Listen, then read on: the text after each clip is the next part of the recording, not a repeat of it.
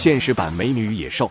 日本美女痴迷重达400斤的相扑选手，几百斤的胖子在其他国家可能没那么招人喜欢，甚至会遭到嫌弃，而日本美女却钟爱相扑选手。相扑运动员身边从来不缺美女，这是怎么回事？1993年，日本知名女艺人宫泽理惠选择嫁给相扑运动员横纲桂乃花。宫泽理惠可以说是无数宅男的梦中情人，竟然嫁给这样一个400斤的相扑选手。更让人不解的是，这中间横纲桂乃花曾多次和其他女艺人、主播等传出绯闻，丈夫的不忠并没有影响到宫泽理惠，不管她和谁搞在一起，似乎都和宫泽理惠没有关系一样。她全然不在意丈夫回不回家，在外面有多少想好的。不只是宫泽理惠，日本还有不少貌美如花的女演员、主持人挤破头的想和相扑运动员结婚。美女配野兽这种事情在日本非常常见，不只是这些女明星，普通女性也认为能嫁给相扑运动员是无上荣耀，自己能嫁给相扑选手，亲戚也跟着沾光。这实在让人好奇，相扑运动员究竟有什么好处？为何让这么多美女前仆后继？相扑尊为日本的国技，其实起源于中国，也就是摔跤，是唐朝时从我国传到日本的，是一种非常浅显易懂的运动，几分钟之内就能结束比赛。膘肥体壮的相扑选手穿着独特的兜裆裤，赤裸着上半身，两名运动员互相角力。在日本，相扑是一项很受欢迎的运动，平民百姓、皇室贵族都很喜欢这项运动，相扑选手的身份地位也就提高了不少。然而光是这些还不足以让美女们前仆后继，真正吸引日本女性的是相扑选手短命又多金的特质。相扑选手短命又多金，成为无数日本女性最心仪的结婚对象。不夸张地说，如果能和相扑选手结婚，下半生几乎是不用愁了，连带着亲戚朋友脸上都有光。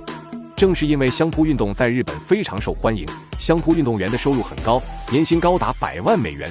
相扑运动员不仅待遇好，平时还能接到不少商业代言，这又是一笔不菲的收入。多金是相扑运动员吸引女性的关键。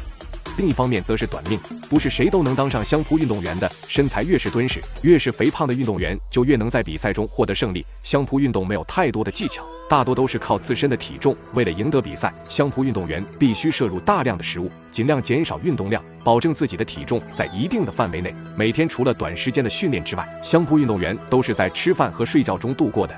这样虽然能让他们在比赛中取得胜利，但也导致他们的寿命比较短。如果人体内的脂肪超过正常范围，那么就会引发很多疾病，引起脂肪肝或者肝硬化，甚至可能直接猝死。日本人的平均寿命在80岁左右，而相扑选手的寿命大概只有57岁，可以说是非常短命的。相扑选手死后，他的所有财产都由妻子继承，这才是日本女性想嫁给相扑选手的真正原因。短命又多金的相扑选手确实算得上是梦中情人。妙龄少女痴迷400斤的相扑选手，背后原因过于真实。短命多金是相扑选手的共同特征。相扑选手一旦死亡，他们的妻子就可以拿着一大笔财产，当一个快乐的寡妇，不仅不用在家相夫教子，还有花不完的钱，甚至可以拿着这笔钱再嫁给其他人。如此看来，日本女人非常现实。不仅是这些嫁给相扑选手的女星，日本有30%的女性都盼望着老公不幸去世，自己继承遗产。然而日本的平均寿命太长，等来等去，自己头发都白了，也等不到丈夫的遗产。因此，短命又有钱的相扑选手就成了最受欢迎的结婚对象。